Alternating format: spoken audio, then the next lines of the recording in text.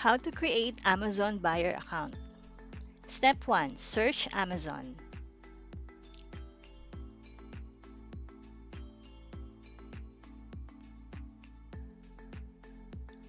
Step 2. Click Sign In.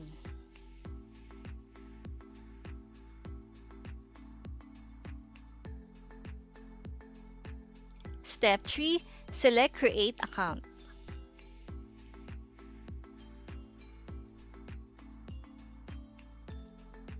Step 4. Fill up the necessary information such as name, mobile number, or email address, and then create password. Step 5. Hit Verify email or mobile number. Step 6. Solve the puzzle.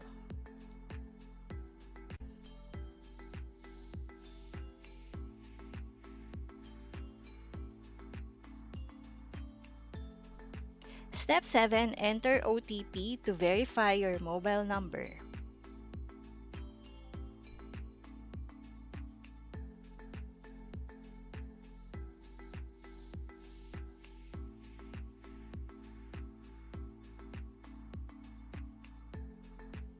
Hit Create your Amazon account.